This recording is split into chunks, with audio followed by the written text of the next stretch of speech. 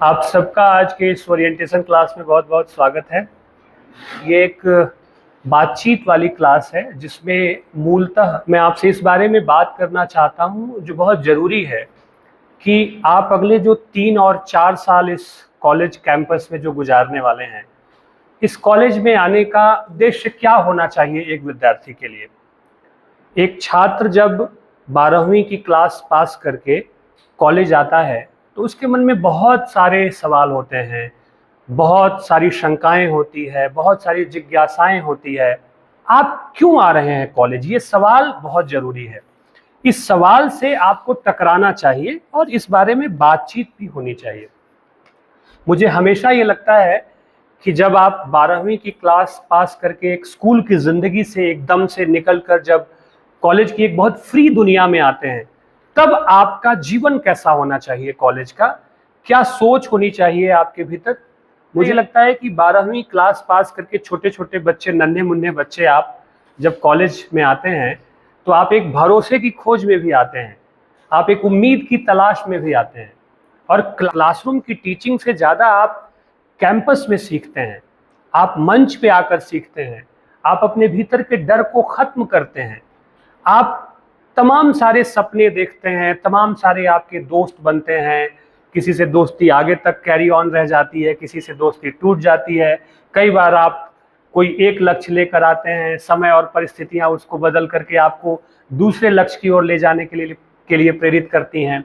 तो जिंदगी के जो तमाम सारे सवालात हैं और जीवन के जो तमाम सारे आयाम हैं, उन आयामों में कॉलेज की जो 3 और 4 साल हैं वो कैसे आपकी मदद कर सकते हैं, और कॉलेज में पढ़ने का आपका अप्रोच क्या होना चाहिए, पढ़ाई का आपका तरीका क्या होना चाहिए, इन सब चीज़ों पे आज मैं आपके साथ बातचीत करूंगा।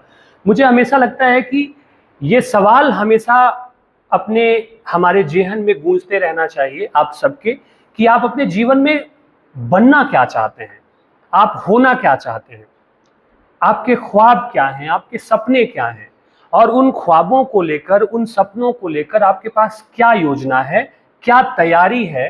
कॉलेज इसी दिशा में आपका मार्गदर्शन करता है। और जब मैं कॉलेज कह रहा हूं तो उसमें आपके सारे शिक्षक शामिल हैं, आपके सीनियर्स शामिल हैं, लाइब्रेरी में पड़ी हुई ढेर सारी किताबें शामिल है, मंच शामिल है, बहुत सारे अवसर शामिल हैं, जिन अवसरों का लाभ उठाकर, जिन अवसरों से जुड़कर आप अपने आप को एक बेहतर इंसान, एक बेहतर व्यक्तित्व के रूप में ढालेंगे और आप अपने सपनों को पूरा करने की दिशा में आगे बढ़ेंगे।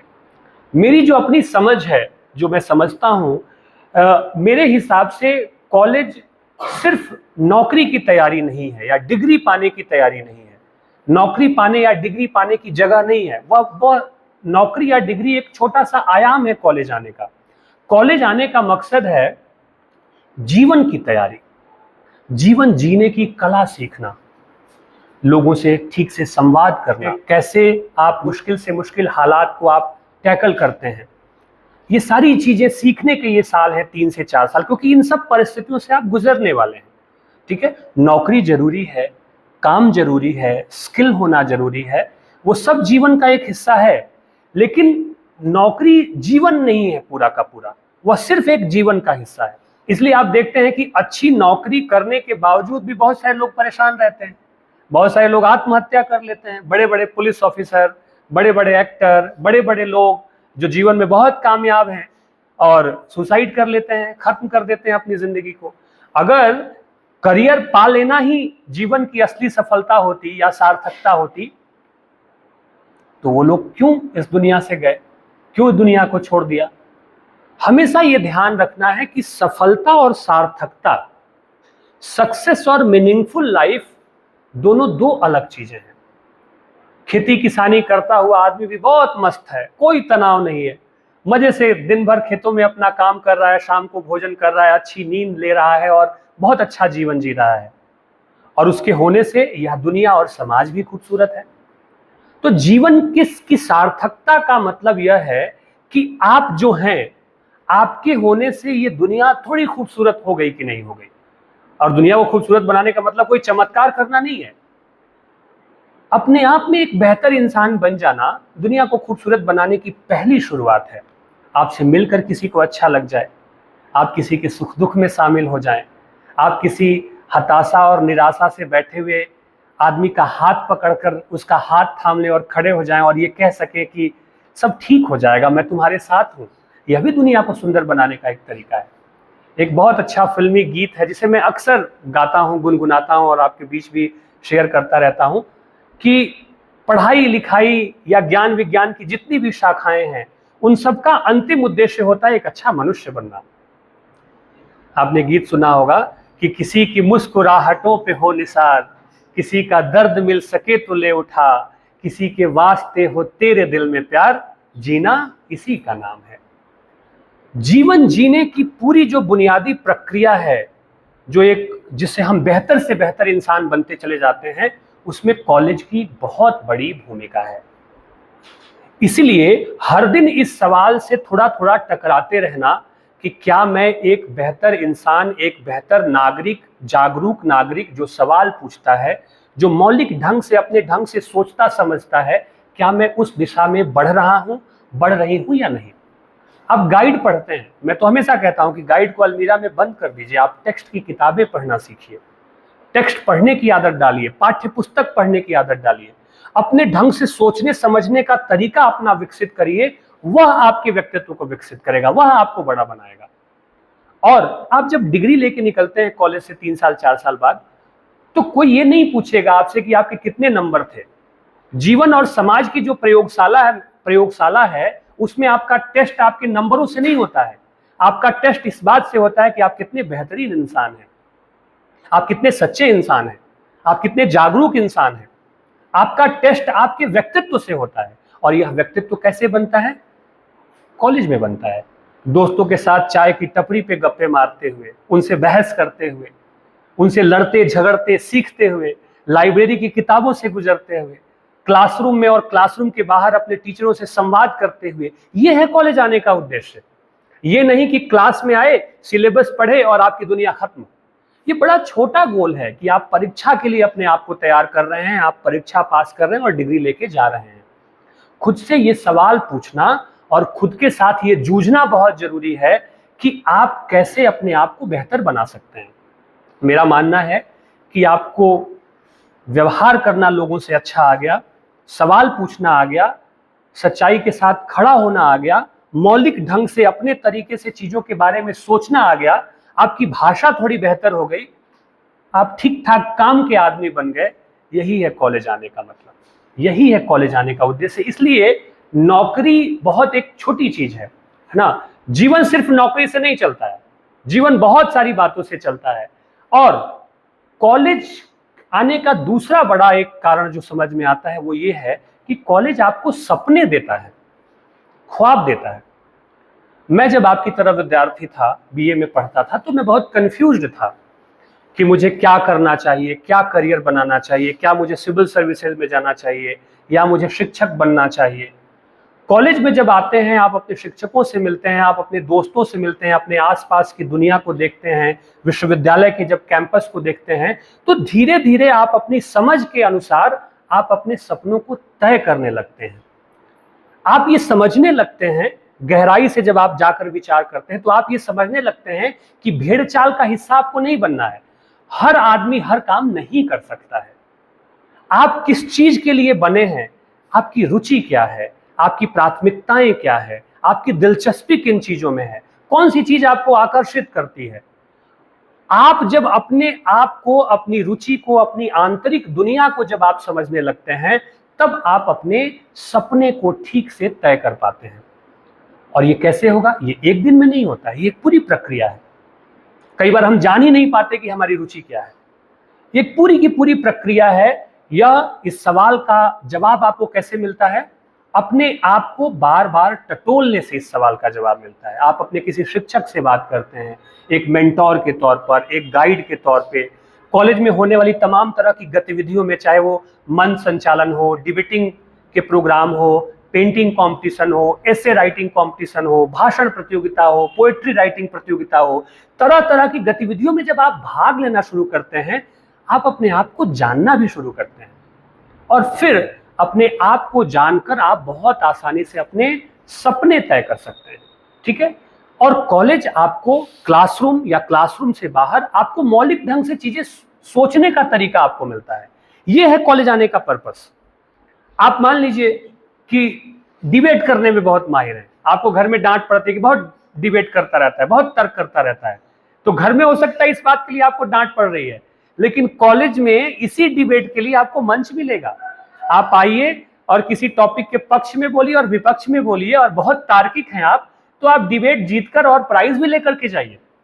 इतना खुला और स्वतंत्र माहौल विश्वविद्यालय के प्रांगणों में और कॉलेज के प्रांगणों में ये सारी चीजें आपको मिलती। इसलिए ये समझ लेना बहुत जरूरी है कि कॉलेज आने का उद्देश्य सिर्फ क्लासरूम की पढ़ाई नहीं है, इसका उद्देश्य कहीं बड़ा है। इसलिए कहा गया है विश्वविद्यालय, यूनिवर्सिटी। ठीक है, जब हम विश्वविद्यालय कहते हैं तो विश्व भर के ज्ञान से हमारा मतलब है कि विश्व भर में ज्ञान विज्ञान की जो शाखाएं हैं उनमें हम थोड़ी पैठ लगा सके, थोड़ा हम जान सके, इसलिए हम कॉलेज आते हैं। इसलिए आपको कॉलेज आना चाहिए, जो मेरा पर्सपेक्टिव है, जो मेरे विचार हैं उस हिसाब से।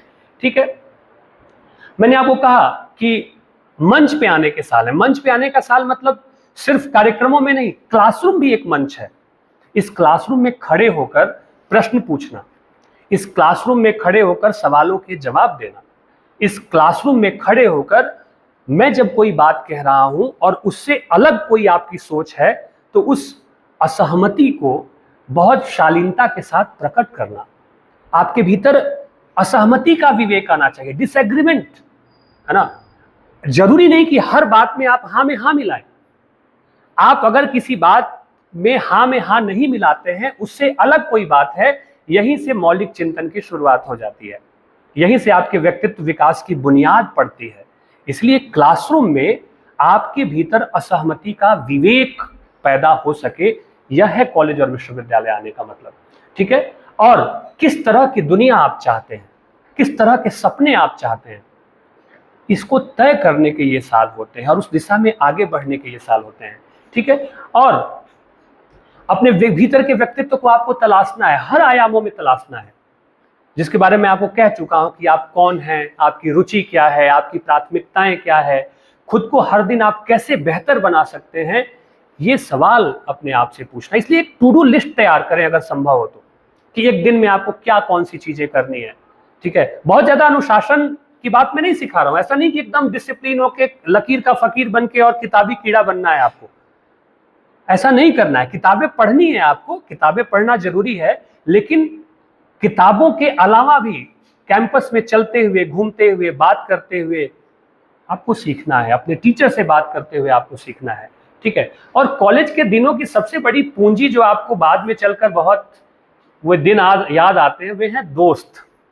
ये दोस्ती की उम्र है, आप जिस उम्र में हैं आपके हार्मोन्स बहुत एक्टिव हैं। ठीक है, किशोर उम्र के हैं, आपके जज्बात बहुत एक्टिव हैं, जल्दी दोस्त बनते हैं, जल्दी दोस्ती टूट जाती है, जल्दी आप नाराज हो जाते हैं, जल्दी चीजें खराब हो जाती हैं। ये आपकी कोई गलती नहीं है, ये आपकी जो उम्र है उस उम्र का असर है। तो ठीक बात है, दोस्त चुनने और दोस्त बनाने की ये जो साल हैं 3 साल, ये भी महत्वपूर्ण है। इसका ये मतलब नहीं है कि आप सिर्फ दोस्ती में ही रमे रहें, डूबे रहें, दोस्त ही बनाते रहें और बाकी सारी चीजें छोड़ दें। संतुलन बहुत जरूरी है, और दोस्त सारे लोग बनते भी नहीं है। कुछ दोस्त आपके बनेंगे, कुछ छूटेंगे, कुछ जीवन भर, कॉलेज और यूनिवर्सिटी के समय की दोस्ती बहुत लंबी भी चलती है, कुछ लंबे समय तक भी आपके दोस्त रहेंगे। इसलिए अगर कोई ऐसी चीज हो जाए, आपको किसी से दोस्ती हो जाए, किसी से बहुत भावात्मक बहुत लगाव हो जाए, और वो दोस्ती या वह भावात्मक लगाव टूट जाए किसी वजह से, वो बहुत लंबा ना चल पाए, तो अपने आप को आपको स्ट्रेस में लेके जाने की जरूरत नहीं है, अपने आप को हताश और निराश करने की जरूरत नहीं है, क्योंकि आपका जो समय है उसमें चीजें बहुत इंटेंस के साथ होती हैं। दोस्ती भी बहुत इंटेंस के साथ आप करते हैं, और वो दोस्ती जब टूटती है, वो रिश्ता जब आप टूटता है आपका, तो आप एकदम से बौखला जाते हैं, एकदम से आप बेचैन हो जाते हैं, आप डिप्रेशन में चले जाते हैं, आप बीमार हो सकते हैं। आपको हमेशा ये बात सीखनी है कि कोई भी चीज, कोई भी बात, कोई भी गलती आपकी जिंदगी से बड़ी नहीं है। आपकी जिंदगी बहुत प्राइसलेस है, बहुत मूल्यवान है, और वो सारे अनुभव, जो दोस्ती टूट गई, जो रिश्ता खत्म हो गया और उस समय आप बहुत तड़प रहे थे, बहुत परेशान थे, ये सिर्फ कुछ सालों की बात है। एक समय, एक वक्त के बाद आप बहुत आसानी से उन चीज़ों से निकल जाते हैं। इसलिए धैर्य रखना बहुत ज़रूरी है। जब भी कभी कोई ऐसा लगे कि बहुत ब्लंडर हो गया, आप बहुत परेशान हैं, तो आपको एक चीज़ समझनी होगी कि ये वक्त गुजर जाएगा, निकल जाएगा। और एक बात और मैं आपसे कहना चाहता हूं कि हमेशा आपके जीवन में कम से कम एक व्यक्ति या दो व्यक्ति ऐसा होना चाहिए जिससे आप अपने मन की सारी उलझनें कह सकें। बड़ी से बड़ी बात, बड़ी से बड़ी कठिनाई, आपको लगता है कि बड़ी से बड़ी गलती आपसे हो गई है या हो रही है, देयर शुड बी समवन। वो आपके पिता हो सकते हैं, माँ हो सकती हैं, आपका बड़ा भाई, आपकी कजन सिस्टर, कोई भी ABCD XYZ जो बिना जज किए सुन सके आपको, और आपको इतना भरोसा हो कि उसके सामने ये बात कही जा सकती है। एक रिश्ता आपके जीवन में ऐसा हो जिसके सामने आप सारी बातें कह सके, वह आपके जीवन की बड़ी से बड़ी परेशानियों से आपको बचा लेगा, यकीन मानिए। क्योंकि सबसे अधिक छटपटाहट इस बात की होती है कि कहें तो कहें किससे, करें तो करें क्या, जाएं तो जाएं कहां। और यहीं से शुरुआत होती है डिप्रेशन में जाने की, तनाव में जाने की, गलत संगति में जाने की। कुछ भी आपके साथ ब्लंडर हो सकता है, कुछ भी आपके साथ खराब हो सकता है। इसलिए एक जीवन में रिश्ता ऐसा बनाएं या बना हो तो आप बहुत भाग्यशाली हैं, नहीं है तो उसकी तलाश करना, उसकी तरफ जाना बहुत जरूरी है कि वो चीजें आपको, वो रिश्ता आपको बड़ी से बड़ी कठिनाइयों से बचा लेता है। दूसरी बात, वो दोस्ती में ही आता है, वो भी एक दोस्त ही है आपका। दूसरी बात मैं आपको कहूंगा कि किताबें पढ़ने की आदत, आजकल किताबें पढ़ने की आदत धीरे धीरे कम होती चली जा रही है। और किताबें पढ़ने की आदत से मेरा मतलब है कि सिर्फ क्लासरूम की किताबें नहीं, पाठ्य पुस्तक की किताबें नहीं, महीने में कम से कम 1 या 2 किताबें आप अपने कोर्स से अलग हटकर पढ़ते हैं। कोई उपन्यास, कोई कविता की किताब, है ना, कोई अलग, किसी अलग विषय की किताब, फिक्शन, नॉन फिक्शन, जो भी आपको पसंद है। अगर महीने में 2 किताब भी आप पढ़ लेते हैं तो साल में आप 24 किताबें पढ़ लेंगे।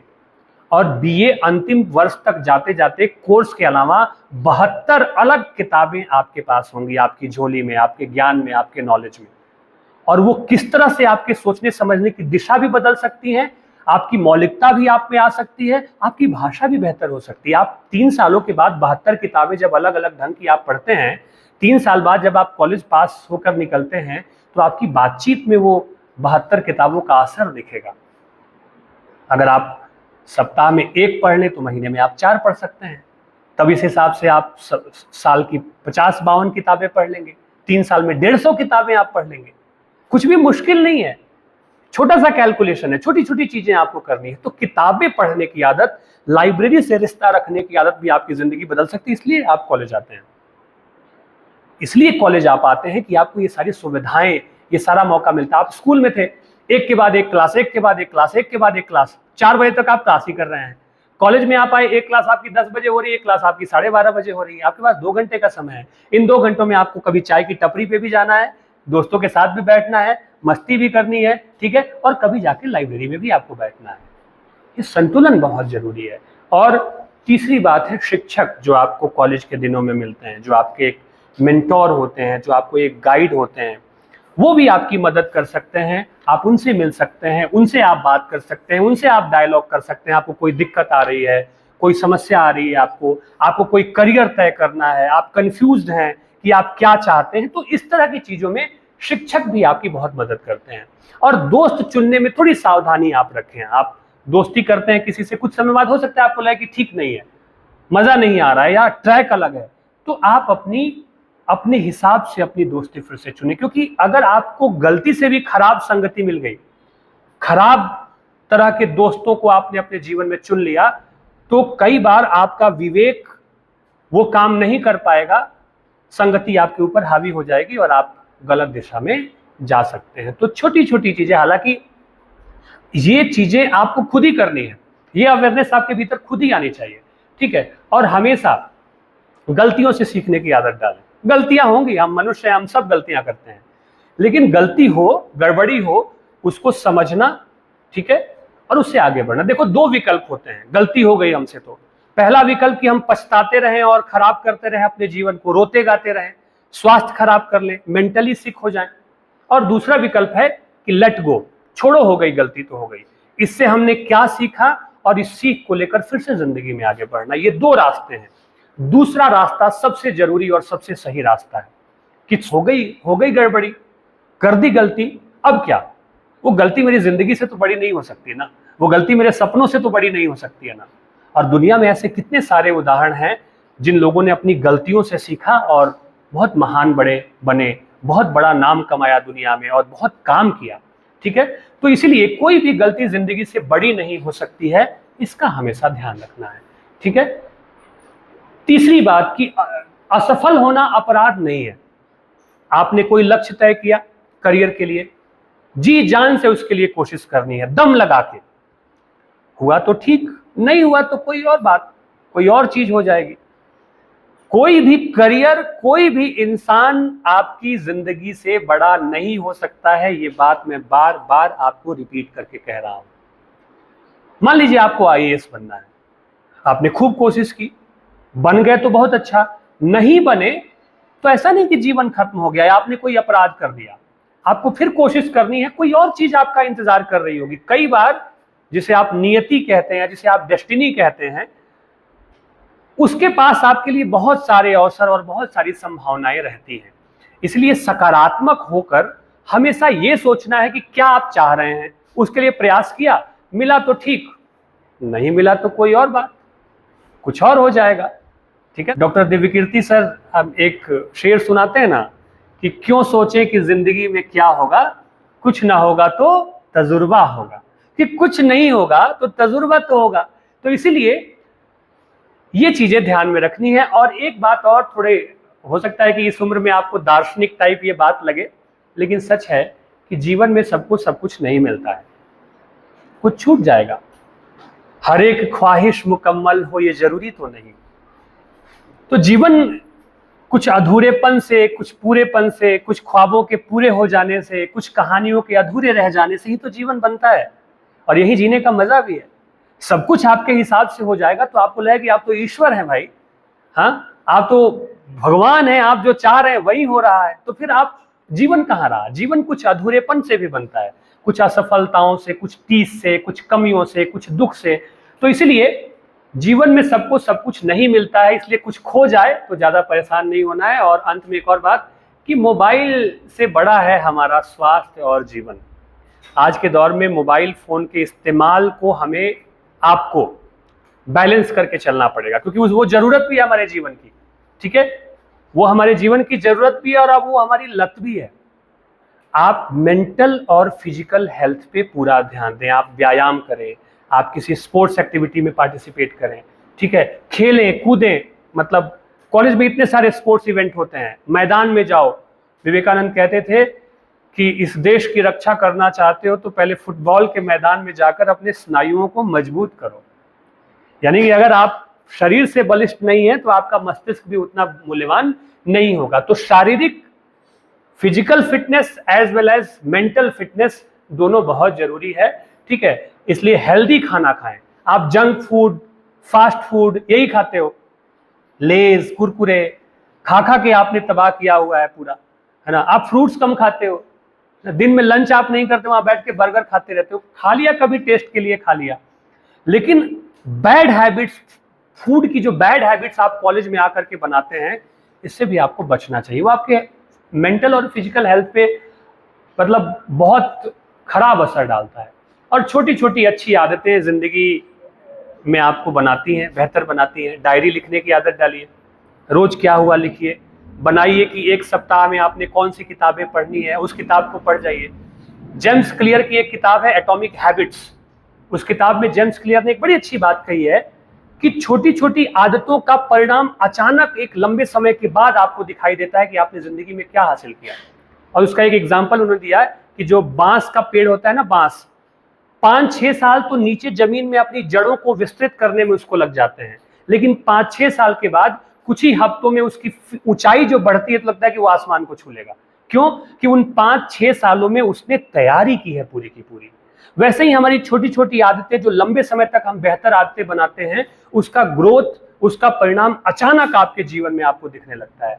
चाहे वो भाषा के स्तर पे हो, कोई बुरी आदत छोड़ने के स्तर पे हो, फिजिकल फिटनेस के लेवल पे हो, कोई भी चीज आप जो करते हैं, अच्छी आदतें आप डालते हैं। और अच्छी आदतें डालने का सबसे अच्छा तरीका है कि टू डू लिस्ट बनाएं। आप अपने पास एक डायरी छोटी सी रखें कि आज दिन में आपको क्या करना है, कितना किया, कितना उस पर टिक करें। सारी चीजें हो गई तो ठीक, नहीं हुआ तो कोई बात नहीं, अगले दिन हम कर लेंगे। लेकिन ये दिमाग में चीजें चलती रहनी चाहिए कि आपकी प्राथमिकताएं क्या है, आपको करना क्या है, ठीक है। और हर दिन खुद को थोड़ा और बेहतर बनाने के बारे में सोचें। अपनी प्रतिस्पर्धा खुद से ही है, किसी और से अपनी तुलना ना करें कभी, ठीक है ना।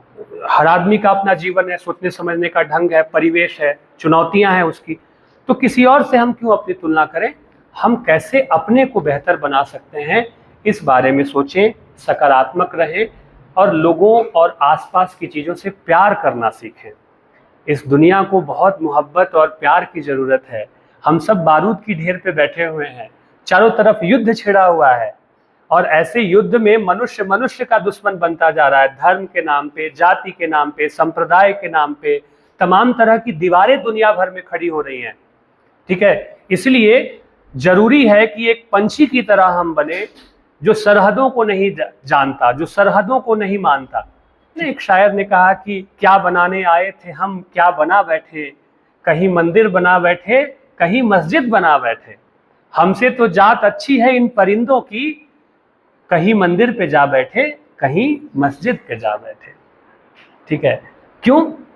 जहां प्रेम होगा इंसान का इंसान से, जहां मोहब्बत होगी इंसान को इंसान से, वहां कोई सरहद नहीं है, कोई धर्म की दीवार नहीं। और दुनिया के सारे धर्म एक दूसरे से प्रेम करना सिखाते। इसलिए अंधभक्त बनने से बचिए। ये व्हाट्सएप यूनिवर्सिटी और तमाम तरह के विश्वविद्यालयों में जो फेक खबरें फैलाई जाती हैं कि यहाँ ये हो गया, ऐसे हो गया, उसको जांचना, समझना और परखना सीखें।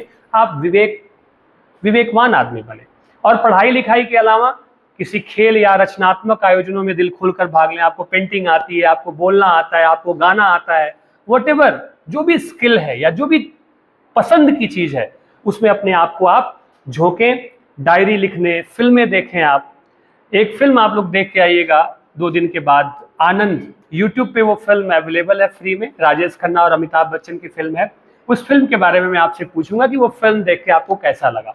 तो पढ़ने लिखने की आदत डालें, ठीक है। और हमेशा ये कोशिश करें कि एक अच्छा इंसान बनकर, एक खूबसूरत आदमी बनकर, जो मोहब्बत से भरा है, जो इंसानों से प्यार करना चाहता है, जो इस दुनिया से मोहब्बत करना चाहता है, उस तरह का इंसान बनकर खुद को और अपनी जिंदगी को एक अर्थ दे सके। यही कॉलेज आने का अल्टीमेट गोल है और यही कॉलेज आने का उद्देश्य होना चाहिए। आई बात समझ में? कोई सवाल तो नहीं आपके मन में? नहीं है? अच्छा लगा आपको? समझ में आया कि हम कॉलेज क्यों आते हैं? सिर्फ परीक्षा पास करना और डिग्री लेना कॉलेज का काम नहीं है, ठीक है। बाकी बातें हम कल की क्लास में करेंगे, ठीक है। बहुत बहुत धन्यवाद आप सभी का।